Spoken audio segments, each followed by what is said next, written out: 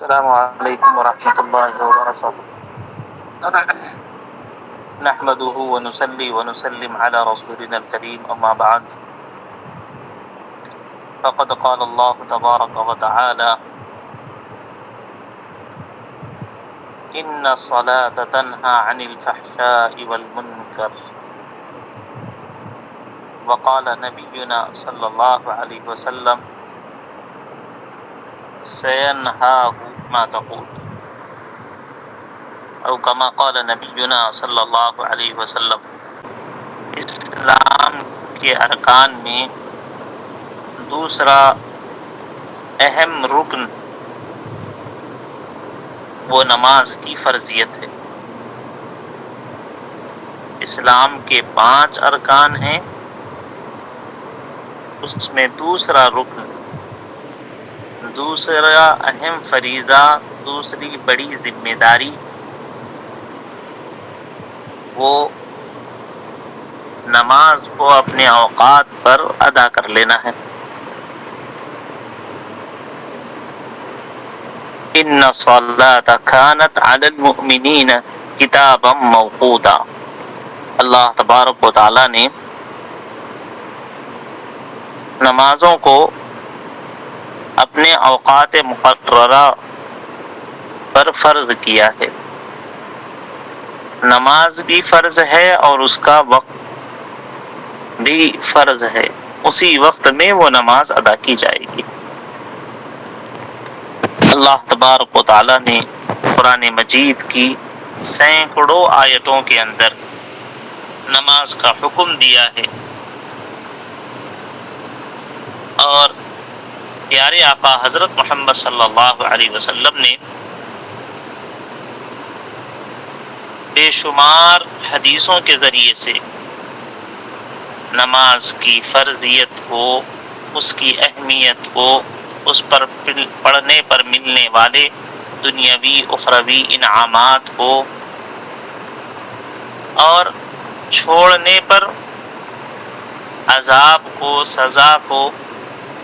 وعیدوں کو بے شمار حدیثوں میں بیان کیا ہے۔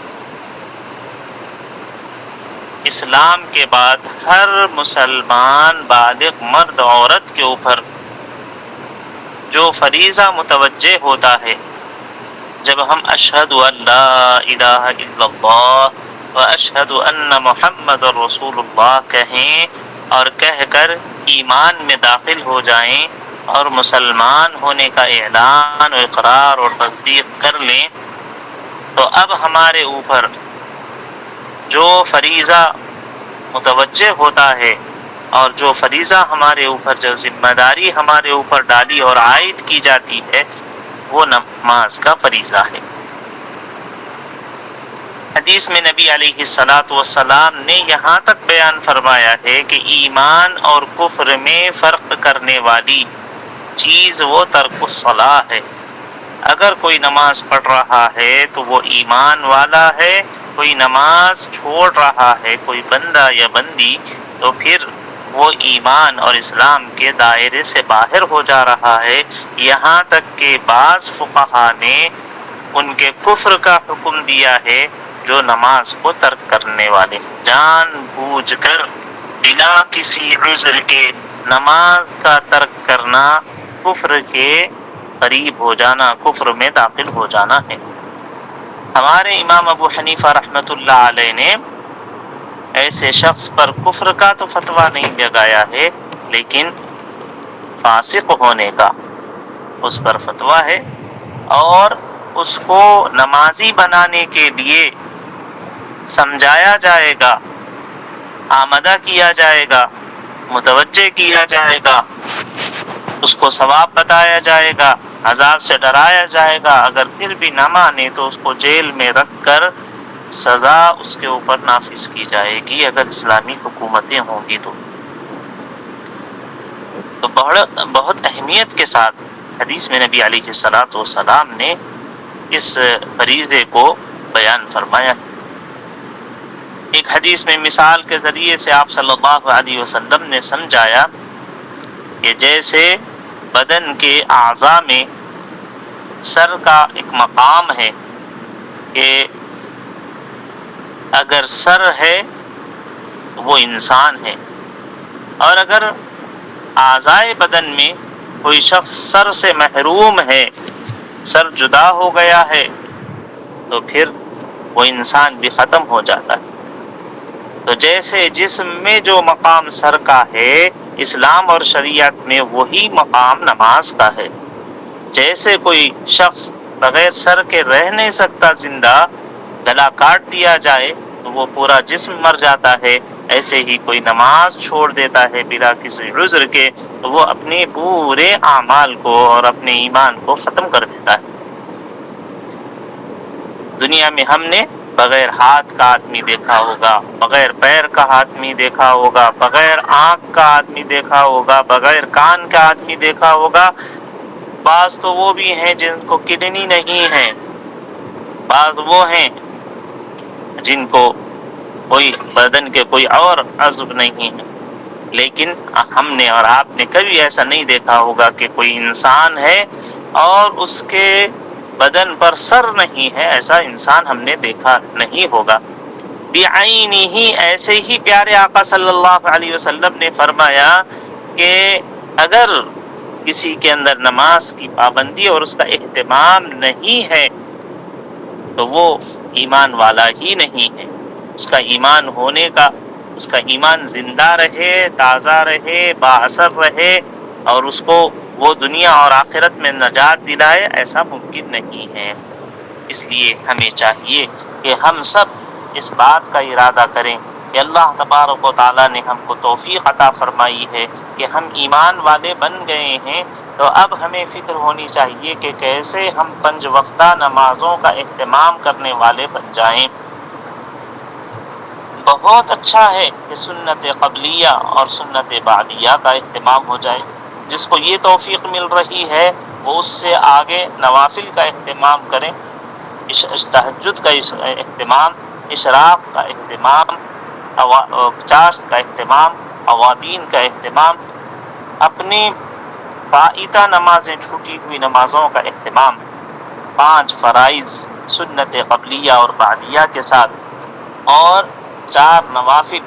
اور 1 قضاء عمری، اس کا پورا اہتمام کو اپنی زندگی میں بنا لینا چاہیے۔ قرآن و حدیث کی تفصیلات کو ہم دیکھیں گے اور پڑھیں گے تو ہم کو معلوم ہوگا کہ کتنی اہمیت نبی علیہ السلام کے یہاں نمازوں کی تھی۔ نمازوں کے اہتمام کی وجہ سے اللہ تبارک و تعالی ہمارے دنیا کے اندر بھی بہت ساری برکتیں عطا فرمائیں گے، آخرت میں بڑی رحمتیں عطا فرمائیں گے، عالم برزخ میں اللہ تبارک و تعالی اس کے فیض کو عطا فرمائیں گے۔ سب سے بڑا فائدہ یا بڑی برکت نمازوں کے اہتمام کی وجہ سے یہ ہے کہ اللہ کے بندے اور بندی کو اللہ کا قرب حاصل ہوتا ہے۔ قرب الہی حاصل ہونے کا سب سے اہم ذریعہ، جس کے ذریعے سے ہم اللہ سے بالکل قریب ہو سکتے ہیں، وہ نماز ہے، اور نماز میں سجدے ہیں، جس کو قرآن شریف نے فرمایا ہے وَاسْجُدْ وَاقْتَرِب، سجدے کیجئے اور اللہ کے مقرب بندوں میں شامل ہو جائیے، اللہ کے اولیاء میں شامل ہو جائیے، اللہ کے محبوب اور پسندیدہ بندوں کے اندر شامل ہو جائیے۔ جتنا بندہ فرائض و نوافل اللہ سے قریب تر ہوتا چلا جائے گا۔ اسی وجہ سے شاید اللہ تبارک و تعالیٰ نے ہمارے پیارے آقا صلی اللہ علیہ وسلم پر جب نماز فرض کرنے کا ارادہ فرمایا تو جتنے احکام اللہ تعالیٰ نے دنیا میں بھیجے ہیں وہ جبرائیل علیہ السلام کے واسطے سے زمین پر اتارے گئے۔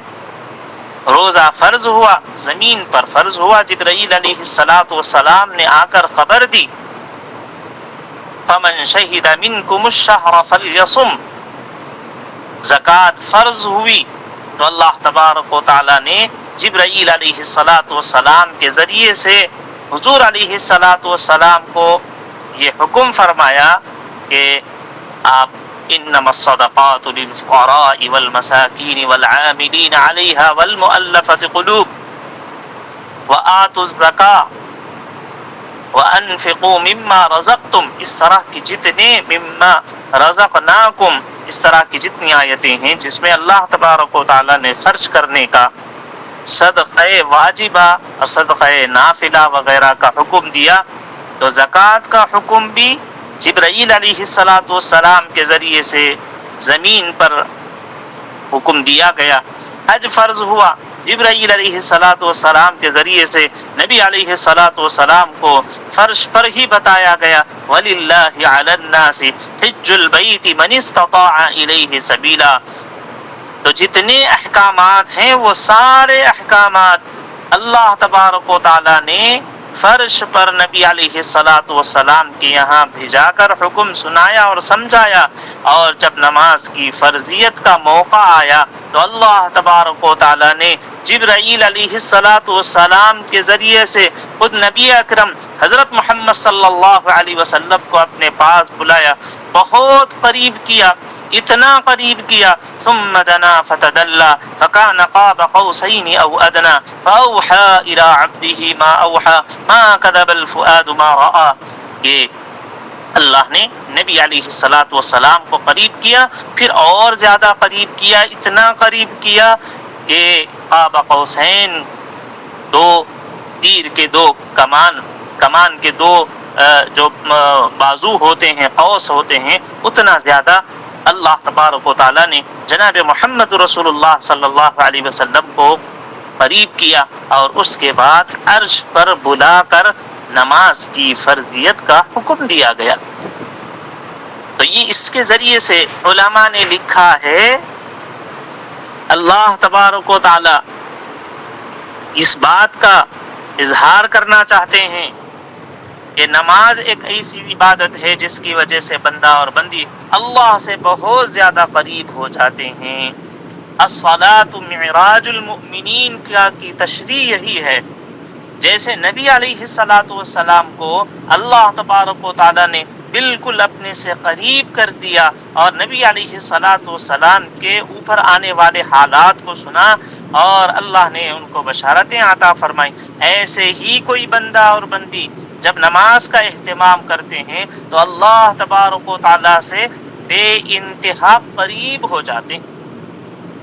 تو نماز اللہ سے قربت کا ذریعہ ہے۔ آج لوگ MLA کے قریب ہونے کے خواہش مند ہوتے ہیں کہ ہمارے یہ گاؤں کے سرپنچ ہیں، ہمارا ان سے خاص تعلق ہے، لہذا خوشی کے موقع پر سب سے پہلے ان کو یاد کر رہے ہیں، غم کے موقع پر ان کو بلا رہے ہیں، کوئی اچھی چیز ان کو گفٹ میں دے رہے ہیں تاکہ ان سے ہمارا قرب ہو جائے، اور ہم مجلسوں میں فخر سے کہتے ہیں کہ فلاں پارٹی سے ہمارا خاص تعلق ہے، فلاں لیڈر سے ہمارا گھر کا آنا جانا ہے، بہت قربتیں ہیں ہمارے فلاں پہلوان سے، فلاں پہلوان ہمارے رشتہ دار ہیں، فلاں مالدار شخص ان سے ہمارا بہت گہرا تعلق ہے، ابھی میں بلاؤں تو وہ آ جائیں گے۔ اس طرح سے جیسے دنیا داروں کے سلسلے میں آدمی کو یہ اس بات پر فخر ہوتا ہے، خوشی ہوتی ہے، اپنے آپ میں وہ بہت سیف محسوس کرتا ہے، تحفظات حاصل ہو جاتے ہیں، محض اس وجہ سے کہ فلاں سے ہمارا خصوصی تعلق۔ اللہ تبارک و تعالی یہ بادشاہوں کے بادشاہ ہیں، ذوالجلال والاکرام ہیں، ساری صفات کے ذاتی مالک ہیں، متصف ہیں، وہ پروردگار سے قربت کا ذریعہ، اللہ سے قریب ہونے کا ذریعہ، ساری چیزیں، سارے معاملات اللہ کے ہاتھ میں ہیں۔ جس کے اللہ ہو گئے اس کا سب کچھ ہو گیا، اس کی دنیا بھی بن گئی، برزخ بھی بن گیا، عالم آخرت بھی بن گئی، جنت بھی بن گئی، وہاں کے درجات بھی حاصل ہو گئے جس کو اللہ کا قرب حاصل ہو جائے۔ نماز ایک ایسی عبادت ہے کہ جس کی وجہ سے اللہ تبارک و تعالیٰ کا تقرب حاصل ہوتا ہے۔ جب بندہ اللہ کے حضور سجدہ کرتا ہے تو گویا کہ اللہ کے قدموں میں وہ سجدہ کر رہا ہے، بہت قریب ہو جا رہا ہے، اللہ سے بہت قریب ہوتا ہے، بندہ جس وقت میں سجدے میں ہوتا ہے۔ بعض روایتوں میں نماز تو نماز پڑھنے کی جگہ، خواہ وہ مسجد ہو خواہ وہ ہمارے گھر کے مصلے ہوں۔ ایک مرتبہ حضرت جبرائیل علیہ السلام آئے، ایک صاحب آئے، جاء رجل الی النبی صلی اللہ علیہ وسلم فسأل ای البقاء خیر یا رسول اللہ۔ ایک صحابی آئے اور کہا اللہ کے رسول صلی اللہ علیہ وسلم، بہترین زمین کا ٹکڑا، زمین کا حصہ، کون سا علاقہ سب سے اچھا ہے، بہترین ہے، یہ بتا دیجیے۔ یہ پوچھا تو آپ صلی اللہ علیہ وسلم نے فرمایا، لا ادری، مجھے اس بات کا علم نہیں ہے کہ کون سا بقاع، کون سی جگہ اللہ کے یہاں خیر ہے، بہتر ہے، عمدہ ہے، افضل ہے، یہ مجھے نہیں معلوم، میں جبرائیل علیہ السلام سے پوچھ کر بتاؤں گا۔ حضرت جبرائیل علیہ السلام آئے تو حضور علیہ السلام نے یہی سوال دہرایا اور یہ کہا، ای البقاء خیر، کون سی زمین، کون سا علاقہ اللہ کے یہاں محبوب اور پسندیدہ ہے، اچھا اور بہتر ہے، کون سی جگہ ہے؟ پہلے تو حضرت جبرائیل علیہ السلام گھبرا گئے اور کہا کہ اللہ سے میں پوچھوں؟ ہماری ہمت نہیں ہوتی کہ اللہ تبارک و تعالیٰ سے ہم سوال کریں، ہماری ہمت نہیں ہے۔ اور یہ کہہ کر وہ گھبرا گئے اور پر پھڑپھڑانے لگے، قریب تھا کہ ان کی جان نکل جاتی کہ حضور صلی اللہ علیہ وسلم نے کہا کہ اللہ کے پاس جاؤ، اللہ سے یہ پوچھو۔ تو وہ کہنے لگے جبرائیل علیہ السلام، ہم اللہ سے پوچھنے سے بہت گھبراتے ہیں، آپ کہہ رہے ہیں اللہ کے سامنے جاؤ۔ اس کو سن کر ان کے اوپر ایک طرح سے خوف طاری ہو گیا اور وہ پر پھڑپھڑانے لگے۔ حضور فرماتے ہیں قریب تھا کہ ان کی جان چلی جاتی، لیکن انہوں نے کہا کہ جب اللہ تعالیٰ کوئی بات ہم کو بتاتے ہیں تو وہ آپ کو آ کے بتاتے ہیں، ہم اللہ سے کوئی سوال نہیں کرتے۔ لیکن حضور علیہ السلام نے کہا تھا تو وہ گئے اور میکائیل علیہ السلام سے پوچھا، پھر اللہ کے حضور حاضر ہوئے۔ بعض روایتوں میں یہ بات بھی ہے کہ اللہ تبارک و تعالیٰ نے حضرت جبرائیل علیہ السلام کو اپنے سے قریب کیا اور قریب کیا۔ جب بہت قریب آ گئے، جبرائیل علیہ السلام فرماتے ہیں کسی بھی حکم اور کوئی بات بتانے کے لیے اللہ تبارک و تعالیٰ نے مجھے اپنے سے اتنا زیادہ قریب نہیں کیا جتنا کہ اس بات اور اس حکم کو بتانے کے لیے مجھے قریب کیا، اور قریب بلا کر اللہ نے فرمایا، احب البلاد الی اللہ مساجدها، اللہ کو سب سے پسندیدہ علاقہ، سب سے پسندیدہ مکان اور جگہ وہ ہے جہاں اللہ کی عبادت ہوتی ہے، مسجدیں اللہ کے محبوب جگہیں ہیں۔ تو جس جگہ نماز پڑھی جاتی ہے اس کا مقام بھی یہ ہے کہ اس کی فضیلت کو بتانے کے لیے اللہ تبارک و تعالیٰ نے سیدنا جبرائیل علیہ السلام کو اپنے سے قریب کیا۔ جبرائیل علیہ السلام فرماتے ہیں کہ اللہ تبارک و تعالیٰ نے مجھے بہت زیادہ قریب کیا، اتنا قریب کبھی میں نہیں ہوا۔ قریب بلا کر اللہ تبارک و تعالیٰ نے فرمایا کہ سب سے پسندیدہ جگہ مساجد ہے۔ تو معلوم یہ ہوا کہ نماز اور مسجد، اس کا سب سے اہم فائدہ اور سب سے بڑی برکت یہ حاصل ہوتی ہے کہ بندے اللہ سے بہت زیادہ قریب ہو جاتے ہیں، اللہ کا تقرب حاصل ہو جاتا ہے ان لوگوں کو جو نمازوں کا خصوصیت کے ساتھ اہتمام کرتے ہیں۔ اللہ تبارک و تعالی نمازوں کی وجہ سے سکون قلب عطا فرماتے ہیں، دل مطمئن ہو جاتا ہے۔ کبھی آپ دیکھیے تکالیف ہیں، بیماریاں ہیں، پریشانیاں ہیں اور ذہنی ٹینشن ہے، ڈپریشن ہے، سٹریس ہے، جو کچھ بھی ہے، اگر آدمی اچھی طرح سے وضو کرے اور اللہ کے حضور حاضر ہو کر 2 رکعت نماز پڑھے تو جتنی قلبی بے چینیاں، ذہنی بوجھ اور ٹینشن اور پریشانیاں تھیں وہ سب اللہ کے سامنے سجدہ ریز ہو کر دوگانہ ادا کر کے ہاتھ اٹھانے پر اللہ تبارک و تعالی ہم کو عطا فرما دیتے ہیں۔ تو نماز کا دوسرا اہم فائدہ یہ ہے سکون قلب حاصل ہوتا ہے، اطمینان قلب حاصل ہوتا ہے، ذہن و دماغ کا بوجھ ہٹتا ہے، آدمی کو اس طرح سے دنیا سے غافل ہو کر ساری تھکاوٹ اور ساری پریشانیاں، سارا دکھ، ساری بیماریوں سے ایک دم شفا ہو گئی ہو، ایسا بندے کو مزہ حاصل ہوتا ہے نمازوں کے اہتمام کی وجہ سے۔ تیسرا فائدہ نمازوں کا یا نماز کی برکت سے بندے کے گناہ معاف ہوتے ہیں۔ اللہ تبارک و تعالیٰ نے قرآن مجید میں فرمایا اقم الصلاة طرفا النہار وزلفا من اللیل ان الحسنات یذہبن السیئات ذلک ذکری للذاکرین۔ اللہ تعالیٰ فرماتے ہیں نماز قائم کرو دن کے دونوں حصوں میں، فجر کی نماز کا اہتمام کرنا چاہیے۔ حدیث میں نبی علیہ الصلوۃ والسلام نے فرمایا کہ من صلی البردین دخل الجنہ، جو بندہ یا بندی فجر اور عشاء کی نمازوں کا اہتمام کرتے ہیں، اللہ تبارک و تعالیٰ ان کے لیے بشارت سنا رہے ہیں نبی صلی اللہ علیہ وسلم کہ وہ یقیناً جنت میں داخل ہو جائیں۔ بعض روایتوں میں مردوں کے لیے نبی صلی اللہ علیہ وسلم نے فرمایا کہ اگر کوئی مرد فجر میں اٹھے اور 2 رکعت سنت اپنے گھر میں ادا کرے اور باوضو پیدل چل کے مسجد آئے اور فرض نماز امام کے ساتھ ادا کرے تو اللہ تبارک و تعالیٰ ایسے شخص کو حضرت آدم علیہ السلام کے 300 سال کی عبادت کا اجر و ثواب عطا فرما دیں۔ اور آپ صلی اللہ علیہ وسلم نے یہ بھی فرمایا کہ ایک منافق پر، منافق مرد پر، منافق عورت پر، منافق کا مطلب ہے ڈھونگی، نے اسلام کا ڈھونگ رچ رہے ہیں، وہ حقیقت میں وہ نہیں ہیں، وہ بہروپیے ہیں، اسلامی بہروپیے قرار دیا ان لوگوں کو، منافق قرار دیا ان لوگوں کو جو فجر اور عشاء کی نماز چھوڑ دیتے ہیں۔ یہ 2 نمازیں منافق کے لیے فجر اور عشاء کی نماز بہت بھاری ہوتی ہے۔ حدیثوں میں نبی صلی اللہ علیہ وسلم نے فرمایا فجر کی نماز پڑھ کر جو گھر سے نکلتے ہیں اللہ تبارک و تعالیٰ ان کے ہاتھ میں کامیابی کا جھنڈا عطا فرماتے ہیں۔ کتنے لوگ ہیں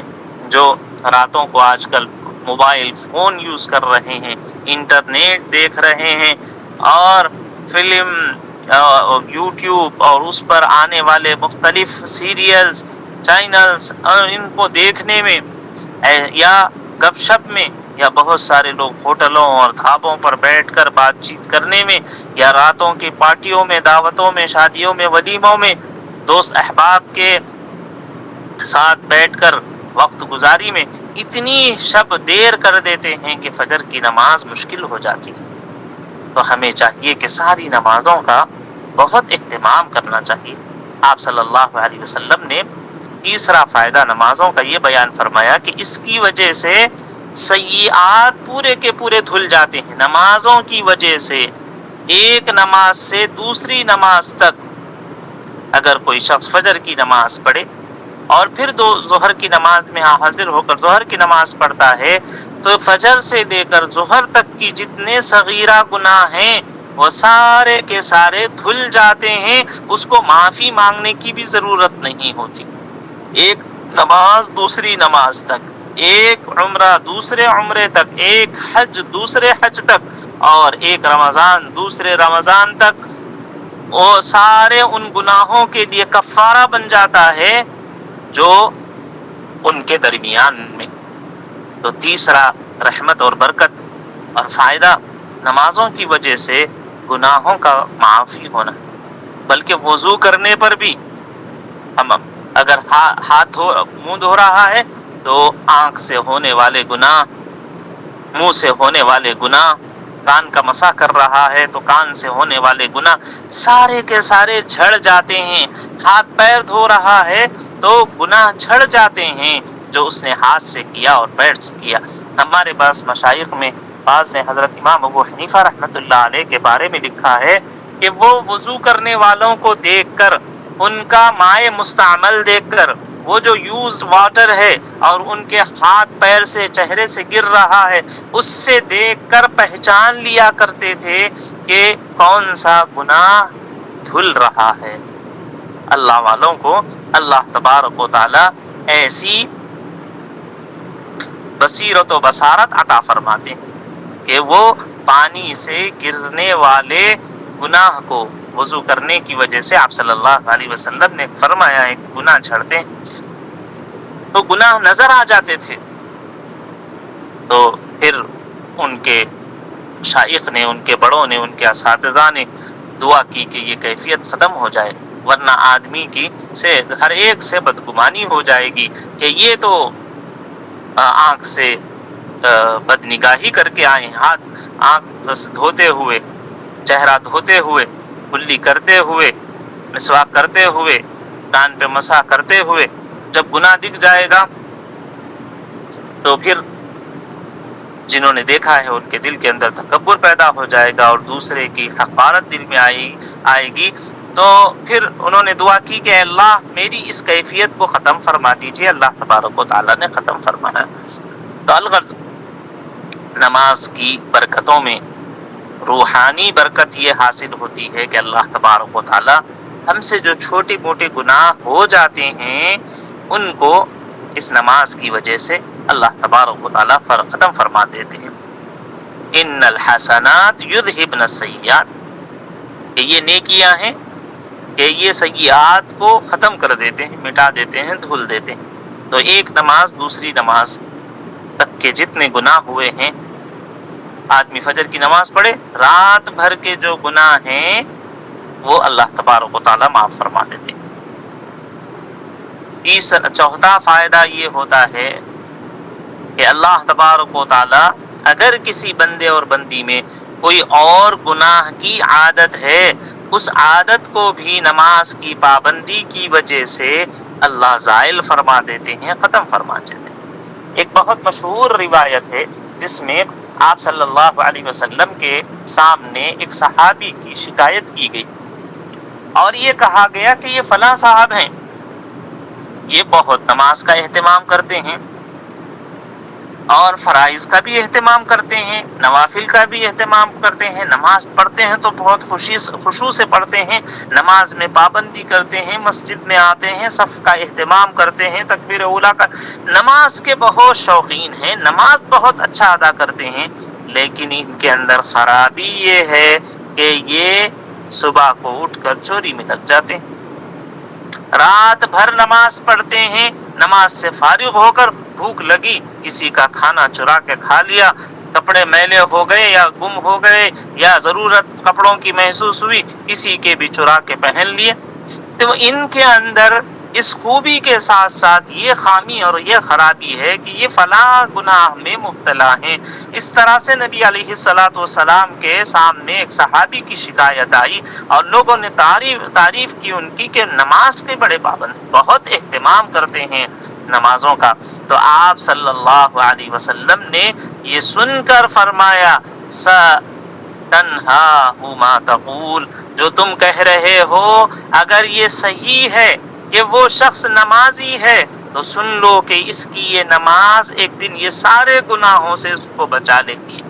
اس کو شرم اور حیا آئے گی کہ میں نماز پڑھ رہا ہوں، میں نماز پڑھ رہی ہوں، میں اتنی پابندی کے ساتھ اس نیکی کو کرتی ہوں اور اس کے باوجود پھر مجھ سے یہ گناہ ہو جاتا ہے۔ مجھے اب بے پردگی نہیں کرنی چاہیے، مجھے کسی کی غیبت نہیں کرنی چاہیے، مجھے کسی کے اندر عیب نہیں تلاش کرنا چاہیے، کسی کے لیے میرے دل کے اندر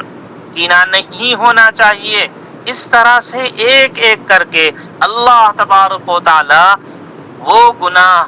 جس کے ہم عادی بن چکے ہیں، شیطان اس کا ہم کو مریض بنا چکا ہے، اللہ تبارک و تعالی نماز کی برکت سے وہ سب گناہ بندے سے نکال دیتے ہیں جو دنیا میں وہ کر رہا ہے۔ ان الصلاۃ تنہا عن الفحشاء والمنکر، اللہ تبارک و تعالی کہہ رہے ہیں کہ جو شخص نماز کا پابند ہو جائے گا، بہت اہتمام سے کوئی نماز پڑھ رہی ہے ہماری بہن بیٹی وغیرہ، اگر ان کو شیطان نے کسی گناہ میں مبتلا کر دیا ہے صغیرہ گناہ تو بغیر معافی کے ہی معاف کر دیں گے، کبیرہ گناہوں سے بھی وہ بندہ اور بندی ایک وقت میں توبہ کی انہیں توفیق ہو جائے گی، سارے گناہ ان سے چھٹ جائیں گے، جو نمازوں کو بڑے اہتمام سے ادا کرتے ہیں۔ ایسا ہرگز نہیں ہونا چاہیے کہ میں یہ گناہ کر رہی ہوں یا میں یہ گناہ کر رہا ہوں، لہٰذا اب مجھے یہ کرتے ہوئے اب مجھے نماز بھی چھوڑ دینا چاہیے۔ اس گناہ کے ساتھ تو بہت سارے لوگ ایسے ہوتے ہیں، بہت اچھے ہوتے، نماز پڑھتے رہتے ہیں، ان کے اوپر کوئی تانا کر دیا، نماز پڑھ کے بھائی تم یہ کام کر رہے، نماز پڑھ کے آپ یہ گناہ کر رہے ہیں، ملاوٹ کر دے رہے، نماز پڑھ رہے جھوٹ بول دے رہے۔ تو یہ جھوٹ بولنا، جوا کھیلنا، شراب پینا یا غیبت کرنا یا دوسروں کے اندر خامی نکالنا، اس طرح کے گناہوں میں جو مبتلا ہیں اور لوگ ان کو تانے دے رہے ہیں کہ نماز پڑھ کے آپ یہ کر رہے ہو، تو یہ سن کر نماز کو نہیں چھوڑنا چاہیے بلکہ اپنے اس برے فعل کو چھوڑنا چاہیے اور نماز پابندی سے پڑھنا چاہیے۔ انشاءاللہ اس کی برکت سے، نماز کی برکت سے اللہ شرابی کو شراب سے توبہ کی توفیق نصیب فرما دیں گے، جواری کو جوے سے توبہ کی توفیق نصیب فرما دیں گے، ماں باپ کے نافرمان کو اللہ تبارک و تعالی فرما برداری کی توفیق عطا فرما دیں گے۔ جو لوگ بے حیائی، بے پردگی، سینما بینی، چوری چھپے، لڑکے لڑکیوں سے دوستی اور اس طرح کے جو گناہ ہمیں شیطان نے ہم کو مبتلا کر رکھا ہے، اگر ہم نماز کے عادی بن جائیں گے، انشاءاللہ اللہ کے رسول صلی اللہ علیہ وسلم نے یہ فرمایا ہے کہ ان کی یہ نماز ان کو وہ سب گناہوں سے روک لے گی جس میں شیطان نے ان کو مبتلا کر رکھا ہے۔ تو ہمیں چاہیے کہ نمازوں کا اہتمام کرنا، ایسے ہی دنیاوی اعتبار سے بھی نماز کے فائدوں میں ایک فائدہ یہ بھی ہے کہ آدمی کی زندگی کا نظم و نسق صحیح ہوتا ہے، ان کا شیڈول، ان کا نظام العمل اور ان کا روزانہ کی جو ترتیب ہے،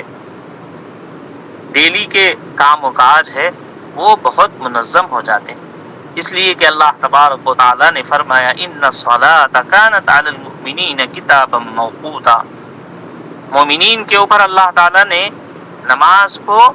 وقت مقررہ کے ساتھ فرض کیا ہے۔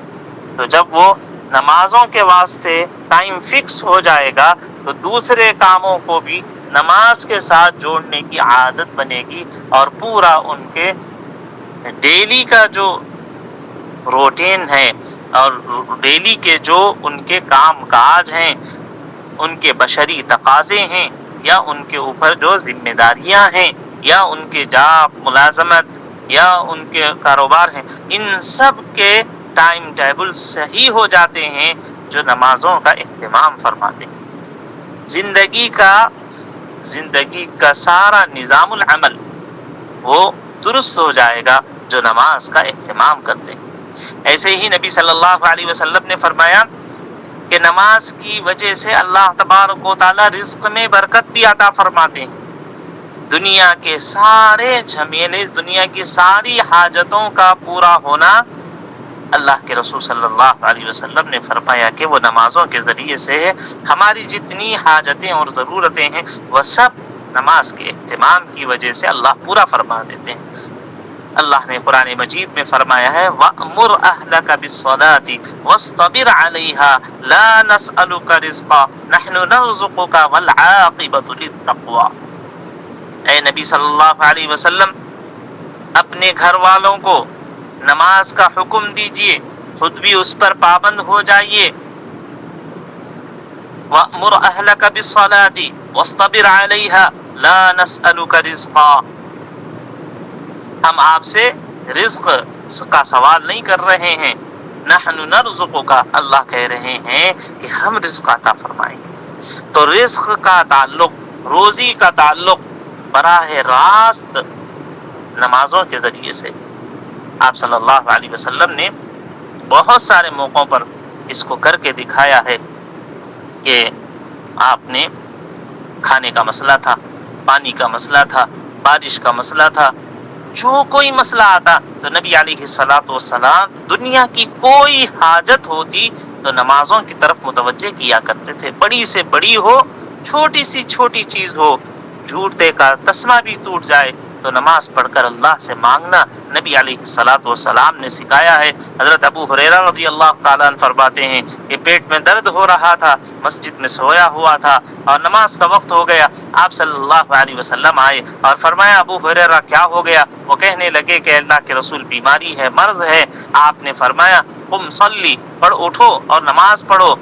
فی صلاتک شفاء، پڑھو نماز، تمہاری نمازوں کے اندر اللہ نے شفا رکھی ہے۔ جو مرض ہے، جو حاجت ہے، جو ضرورت ہے، وہ ساری ضرورتیں اللہ تبارک و تعالیٰ نے نمازوں سے پورا کی ہیں۔ نبی علیہ الصلوۃ والسلام نے اپنے دنیا کے سارے مسائل کو نمازوں سے حل کرنا سکھایا تھا۔ بارش ہو گئی، نبی علیہ الصلوۃ والسلام نے، بارش نہیں ہو رہی ہے، نبی صلی اللہ علیہ وسلم لے جا کر صلاۃ الاستسقاء پڑھا کر لوگوں کو نماز کی طرف متوجہ کر کے نمازوں سے بارش برسائی۔ جب بارش بہت ہو گئی، آپ صلی اللہ علیہ وسلم نے بارش کو رکانے کے لیے نماز پڑھی۔ آپ صلی اللہ علیہ وسلم نے دکھایا کہ سورج کو گہن لگ گیا ہے، لوگ پریشان ہیں، لے گئے، آپ نے نماز ادا فرمائی۔ چاند کو گہن لگ گیا، نبی علیہ الصلوۃ والسلام لے گئے، نمازوں کی طرف متوجہ کیا۔ تیز آندھی بھی نبی علیہ الصلوۃ والسلام کے زمانے میں چلتی تھی تو آپ اور آپ کے صحابہ سب کے سب نمازوں کی طرف متوجہ ہو جایا کرتے تھے۔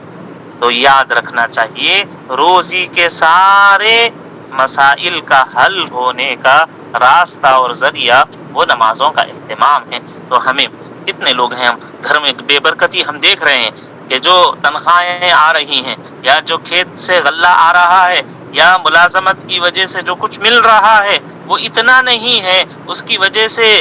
یعنی کوئی برکت نہیں ہے ہماری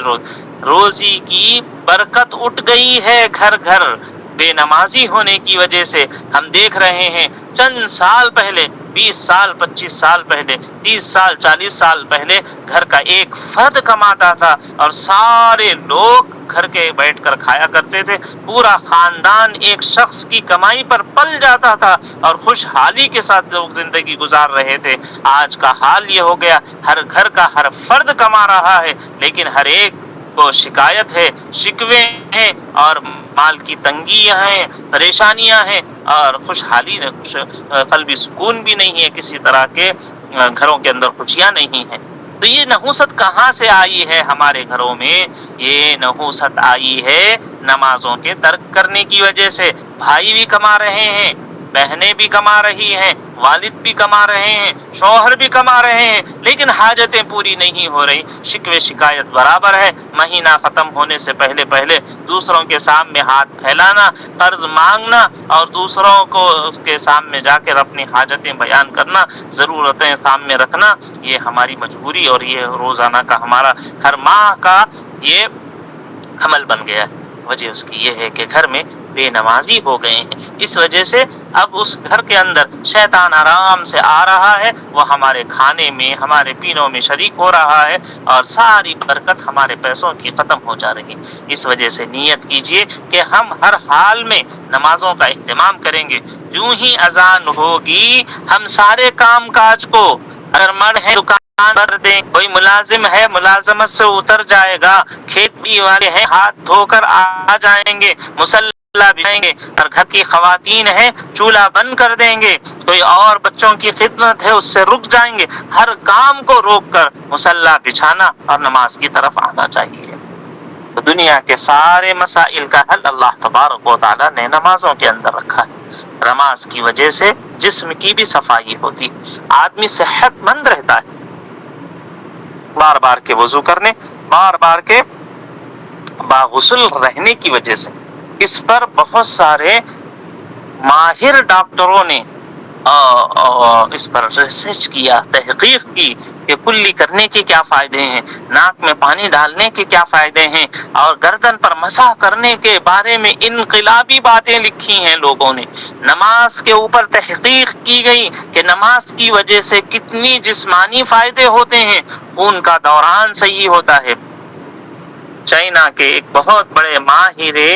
قلب، امراض قلب، کارڈیالوجسٹ ایک ڈاکٹر گزرے ہیں، انہوں نے امریکہ کے اندر ہارٹ اٹیک کی وجوہات پر ایک سیمینار تھا۔ اس سیمینار میں ایک نان مسلم نے یہ کہا کہ میری ریسرچ اور میری تحقیق یہ ہے کہ ہارٹ اٹیک اکثر ان لوگوں کو آتا ہے جو صبح کے وقت میں سوتے رہتے ہیں۔ صبح کے وقت میں جاگنا یہ زیادہ اچھا ہے سونے کے مقابلے میں جاگنا بہت زیادہ ضروری ہے۔ اپنے اس مرض سے اپنے آپ کو بچانا چاہتے ہو، دل کی بیماریوں سے اپنے آپ کو محفوظ رکھنا چاہتے ہو، تو ایک نان مسلم ہے اور وہ یہ کہہ رہا ہے کہ صبح کی اولین وقت وہ اٹھ جانا چاہیے۔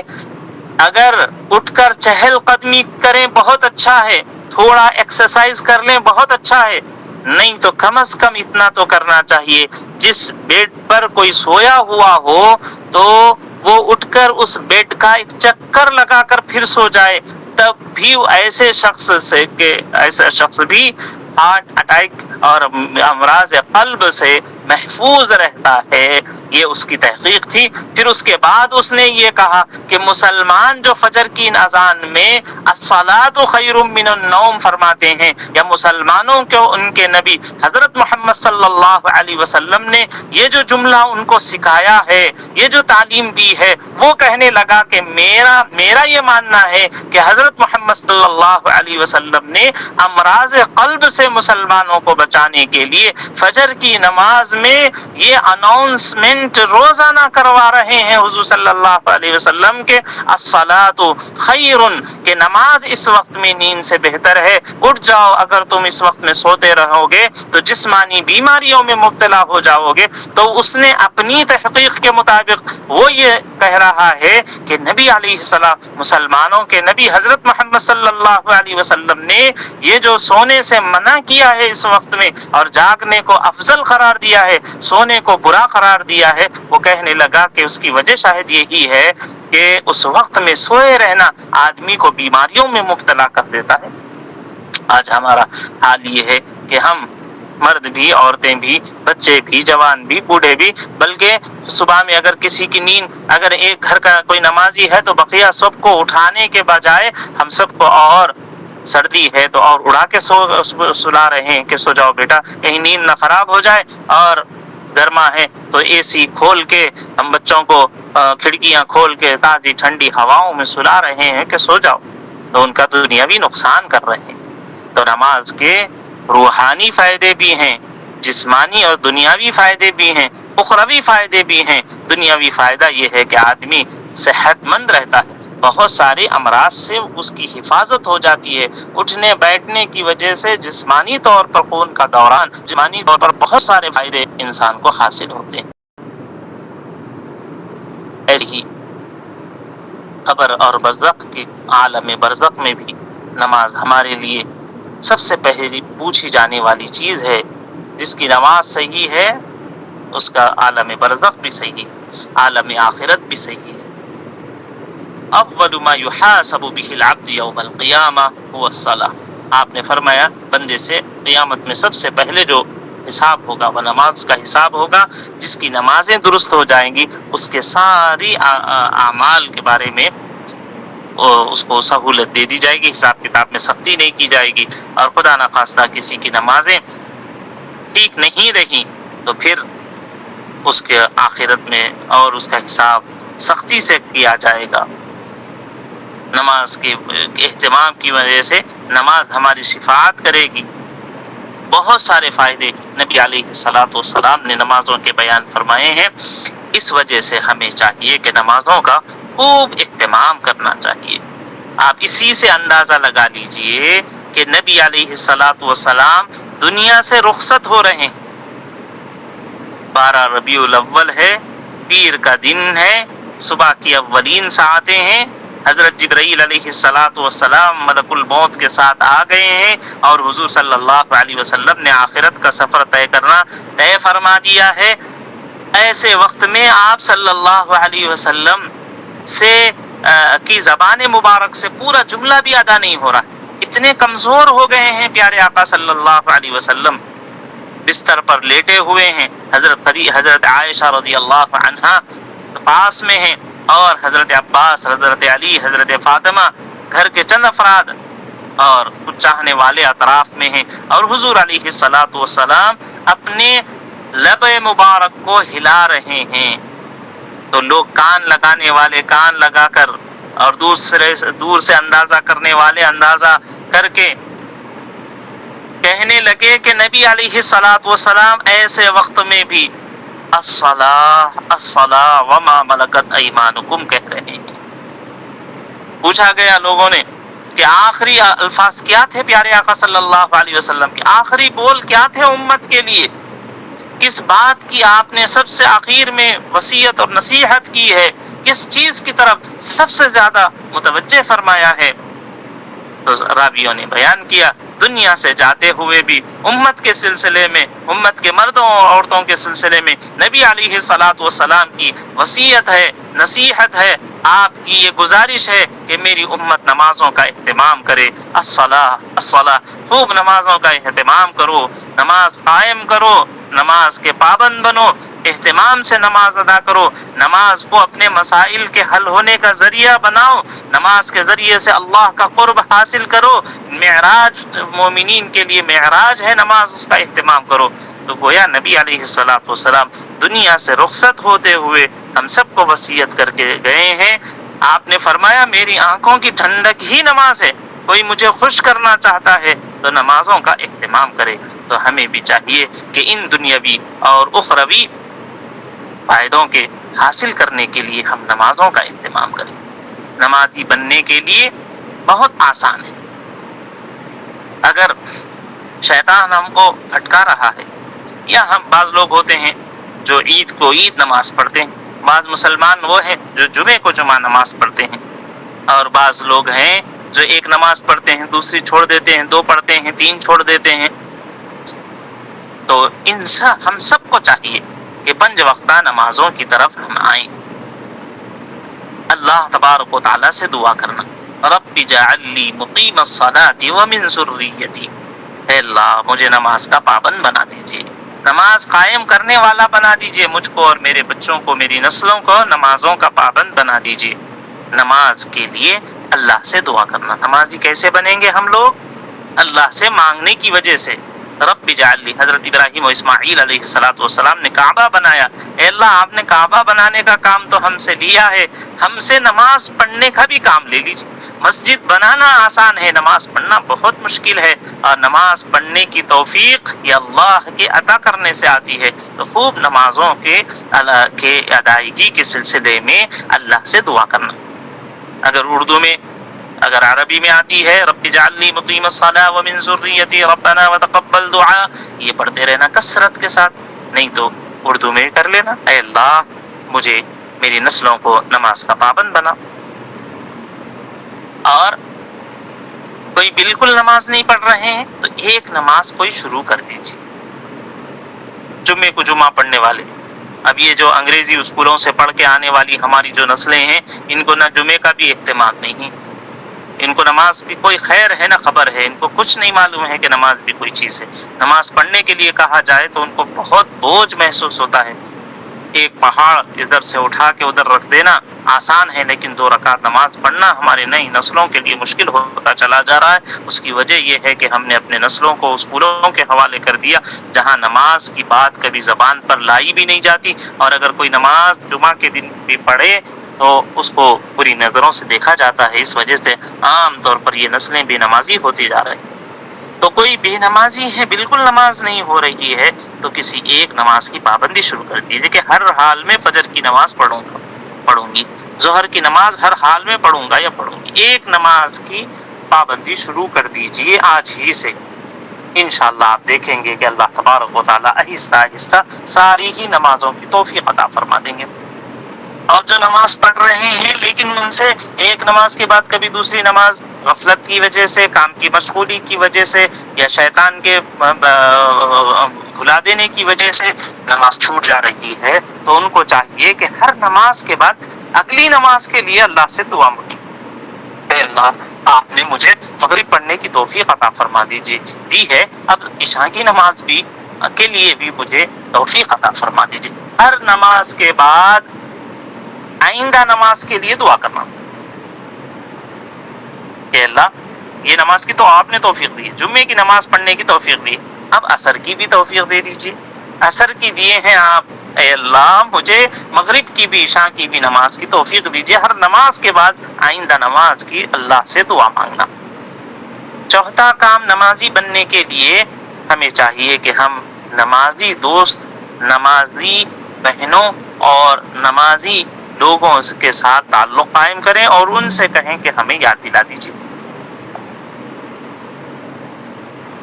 کہ وہ یاد دلائیں گے تو انشاءاللہ ان کے یاد دکھانے کی وجہ سے گھر میں کوئی نہ کوئی تو نمازی ہوتے ہیں، ان سے کہیے کہ ہم نماز کے سلسلے میں ہم کو یاد دلا دیجیے، تو ان کی یاد دلانے سے یا آج وہ جو ہیں الارم رکھنے کی گھڑیاں ہیں یا موبائل وغیرہ ہے، اس میں ہم ٹائم فکس کر کے اور اس میں الارم رکھ کے اس طرح سے بھی ہم نمازوں کے پابند بن سکتے ہیں۔ تو ہمیں چاہیے کہ ہم نمازوں کا اہتمام کریں، اور یہ جو سب رحمتیں اور برکتیں اور فوائد ہیں، اللہ تبارک و تعالی ہم سب کو یہ ساری چیزیں نصیب فرمائے، اور ہر طرح کے غفلت سے، نماز کی چوری سے، سستی سے، مرد حضرات کا مسجد میں نہ جا کر اپنے دکان، گھر، کھیت پر نماز پڑھنے سے اللہ حفاظت فرمائے۔ آمین وآخر دعوانا الحمدللہ رب العالمین۔ جزاک اللہ خیر و احسن الجزا۔ میں حضرت استاد محترم کا تہ دل سے شکریہ ادا کرتا ہوں کہ انہوں نے اپنے گناہ و مصروفیات کے باوجود ہم تمام کو وقت دیا ہے۔ میں آخر میں حضرت سے یہ چاہوں گا کہ مجلس کا اختتام دعا کے ذریعے سے۔ لك الحمد ولك الشكر يا الله يا رحمن يا رحيم، فاغفر لنا ذنوبنا أجمعين. لا إله إلا الله الحليم الكريم، سبحان الله رب العرش العظيم، الحمد لله رب العالمين. نسألك موجبات رحمتك وعزائم مغفرتك والغنيمة من كل بر والسلامة من كل إثم. لا تدع لنا ذنبا إلا غفرته، ولا هما إلا فرجته، ولا حاجة هي لك رضا إلا قضيتها ويسرتها يا أرحم الراحمين.